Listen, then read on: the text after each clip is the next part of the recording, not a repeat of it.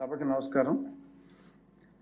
ఈరోజు ఈ సభలో నేను ఇలా కూర్చోగలిగి మాట్లాడటానికి ముఖ్య కారకులైన గౌరవనీయులైన ముఖ్యమంత్రి వర్యులు నారా చంద్రబాబు నాయుడు గారికి, అలాగే జనసేనాని పవన్ కళ్యాణ్ గారికి, మరి రాజుగారు కోప్పడతారు, మనస్ఫూర్తిగా మీరు చెప్పకపోయినా చెప్పేవాడిని, ప్రధాని నరేంద్ర మోడీ గారికి, భారతీయ జనతా పార్టీకి, అలాగే నాకెంతో సహకరించిన శాసనసభ్యులకు,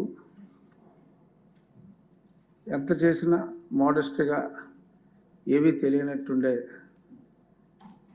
ఇందాక చెప్పిన నా యువ నాయకుడు నారా లోకేష్ గారికి, అందరికీ నా హృదయపూర్వక నమస్కారాలు.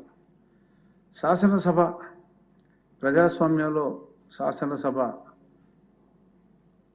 అంటే డెమోక్రసీకి బ్యాక్ బోనే శాసనసభ. మరి గతంలో ఎందరో టంగుటూరి ప్రకాశం పంతులు గారు, వావిలాల గోపాలకృష్ణ గారు, కరిబెల్లి నాగిరెడ్డి గారు, పుచ్చలపల్లి సుందరయ్య గారు, ఎందరో నీలం సంజీవ్ రెడ్డి గారు, టీవీజీ రాజు గారు, ఎందరో మహానుభావులు ఎన్నో చట్టాలు చేసిన సభ. ఎవరైనా ప్రజల ఆకాంక్షలకి ఇక్కడే దానికి చట్టరూపం రావటం, దానివల్ల ప్రజల జీవితాలు వెలుగులోకి వెళ్ళటం, ఎందరో మహానుభావులు ఇక్కడ ఉన్నారు. ఆ పరంపరలో స్వర్గీయ నందమూరి తారక రామారావు గారు తెలుగుదేశం పార్టీ స్థాపించి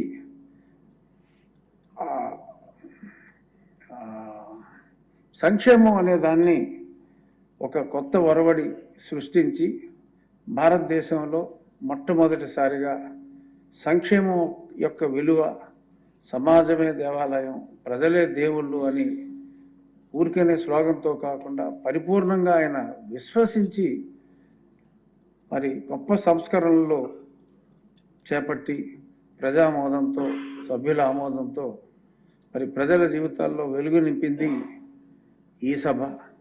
ఆ పరంపరని కొనసాగిస్తూ ఆ బావుటాన్ని నిరంతరం వెలిగిస్తున్న మహానుభావులు చంద్రబాబు నాయుడు గారు సంక్షేమానికి కూడా ఎన్నో చట్టాలు ఇక్కడికి తీసుకొచ్చి మనం ముందుకెళ్తున్నాం. మరి అటువంటి మహానుభావులు ఎందరో మరి మాట్లాడిన ఈ అసెంబ్లీలో మరి గత 5 సంవత్సరాల్లో భాష మారిపోయింది. అతి దారుణంగా శాసనసభలో ఒక వ్యక్తులు ఇలాగ మాట్లాడతారా అని ఎంతో జుగుప్స కలిగించే విధంగా మాట్లాడారు. ప్రజలు చాలా తెలివైన వాళ్ళు. మీరు చూడండి, ఆ 1 బయటపడ్డారు, కానీ అందులో 99% జుగుప్సాకరంగా మాట్లాడిన వారందరినీ అతి ఎక్కువ ఓట్ల తేడాతో, వేలాది వేల ఓట్ల తేడాతో ప్రజలు ఓడించారు. That is democracy. సో ఒక బుద్ధి చెప్పారు, మీరు ఏం మాట్లాడతారో మేము అబ్జర్వ్ చేస్తున్నాం, ప్రతిదీ మేము చూస్తున్నాం, మనకు తగ్గ శిక్ష విధించేది ఓటర్లే అని చెప్పి వారు చెప్పకనే చాలా స్పష్టంగా చెప్పారు. మరి అది అర్థం చేసుకోలేక చిన్నపిల్లోడు చందమామ కోసం మారాన్ చేసినట్టు ప్రజలు ఇవ్వలేదు. దానికి చంద్రబాబు నాయుడు గారు కానీ, లోకేష్ గారు కానీ ఎవరైనా ఏం చేయగలరు? ప్రజలు వారికి ప్రతిపక్ష హోదా ఇవ్వలేదు. ఇవ్వని హోదా గురించి ప్రజల్ని ఏమన్నా అంటే ప్రజలను అనుకోండి, కానీ మరి చట్టాలో లేని దాని గురించి మారాన్ చేయటం అనేది ప్రతిపక్ష పార్టీకి భావ్యం కాదు. మరి ఈరోజు ఆ పార్టీ ముఖ్య కార్యదర్శి విజయసాయి రెడ్డి గారు చక్కటి ట్వీట్ కూడా ఇచ్చారు, నన్ను అభినందిస్తూ. మరి సభ సజావుగా జరిగే విధంగా మీరు గతాన్ని గుర్తుపెట్టుకోకుండా చాలా బాగా నడిపిస్తారని చెప్పి it's a very positive statement. మరి అలాగే ఈ చందమామ మారాలు మానేసి ఇందాక మా అచ్చెన్నాయుడు గారు కోరుకున్నట్టు ఒక్కరోజు కాదు ఎక్కువ రోజులు ఇక్కడికి రావాలని నేను కూడా మనస్ఫూర్తిగా కోరుకుంటున్నాను. నాకు మైక్ ఇవ్వట్లేదు అంటే ఒకసారి వచ్చి చూస్తే కదా తెలిసి ఇది మైక్ ఇస్తున్నారో లేదో. రాకుండానే నాకు మైక్ ఇవ్వట్లేదు అంటే డెఫినెట్గా 11 మంది సభ్యులు ఉన్నారు కాబట్టి వారికి ఉన్న సమయం డెఫినెట్గా వారికి ఇవ్వటం జరుగుతుంది. ఇంట్లోనే సెట్టింగ్ వేసుకుని మాట్లాడటం కరెక్ట్ కాదు. ఇంత వైభవంగా అసెంబ్లీ హాల్ ఉన్నప్పుడు వారు ఇక్కడికి వచ్చి తప్పనిసరిగా కుసంస్కారాలు కాదు, మా గౌరవనీయులైన ముఖ్యమంత్రి వర్యులు ఇటువంటి చెత్త భాషని ప్రోత్సహించే వ్యక్తి కాదు, అగౌరవపరిచే వ్యక్తి కూడా కాదు. కాబట్టి నేను గతంలో కూడా శాసనసభ్యుడిగా ఉన్నప్పుడు తోటి శాసనసభ్యుడిగా అసెంబ్లీలో వారికి తెలియజేయడం కూడా జరిగింది, మీరు రండి అసెంబ్లీకి కంపల్సరీగా అని. ఇప్పుడు ఉపసభాపతిగా కూడా అత్యున్నత విలువలు పాటిస్తూ మీరు హోదా మర్చిపోండి. ఎందుకంటే నాకు తెలిసిన న్యాయ పరిజ్ఞానంలో ప్రతిపక్ష నాయకుడు హోదా రాదు. మారం మానేసి వచ్చేయండి అసెంబ్లీకి, ఇది గౌరవ సభ, తప్పకుండా మిమ్మల్ని గౌరవిస్తామని చెప్పి ప్రతిపక్షానికి కూడా నేను మనస్ఫూర్తిగా తెలియజేస్తున్నాను. నేను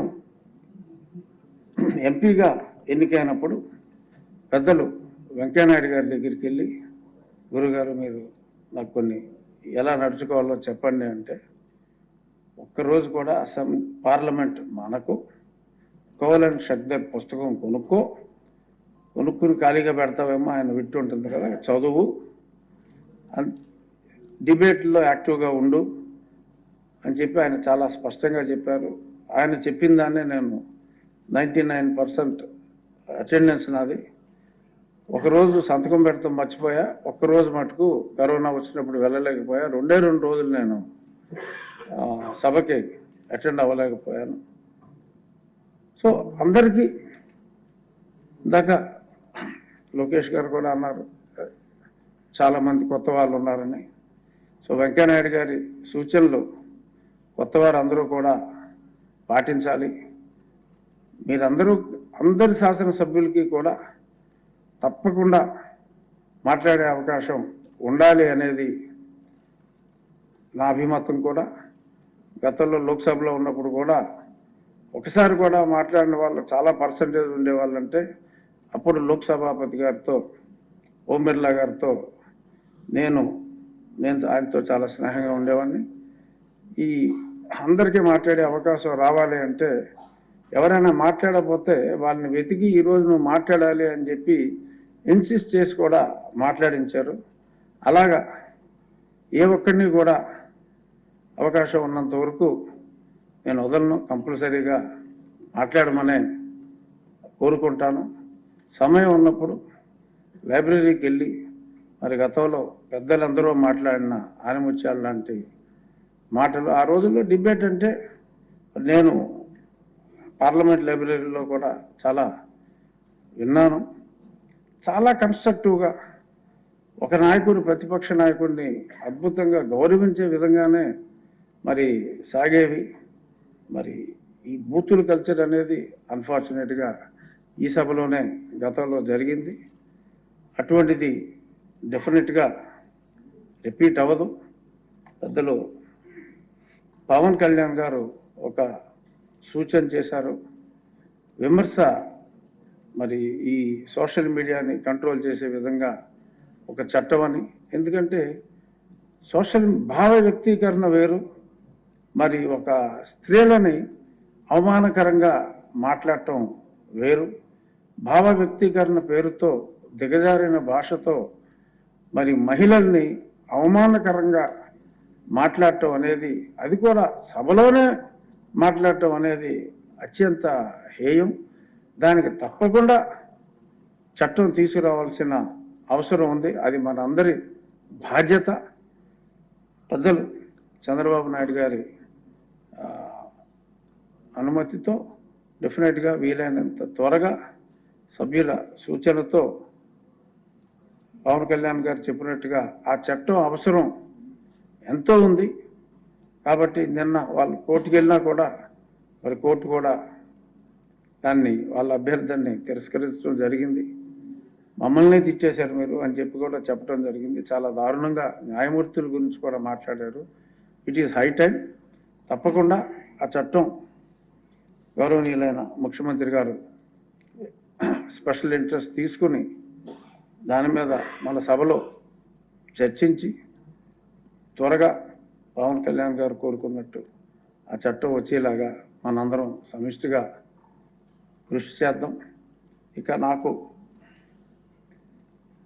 అయ్యన్న పాత్రుడు గారితో కలిసి పనిచేసే అవకాశం ఇచ్చారు పెద్దలు ముఖ్యమంత్రి గారు.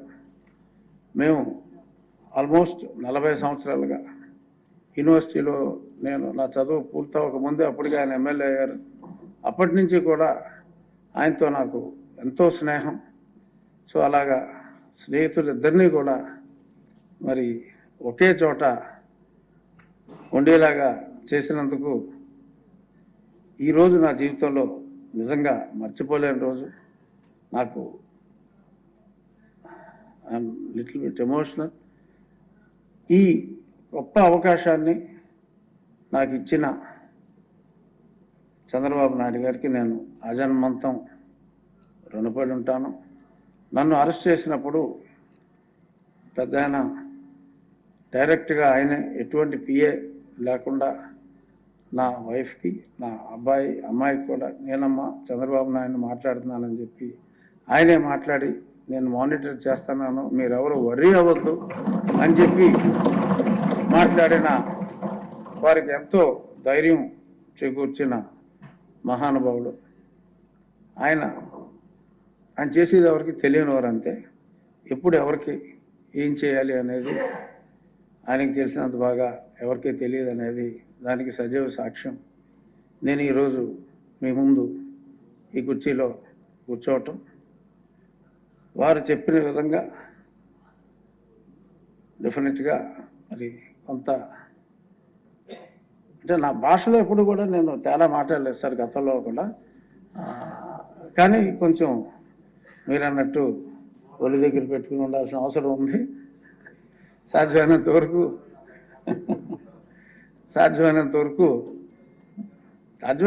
కాదు, సాధ్యం చేసుకుని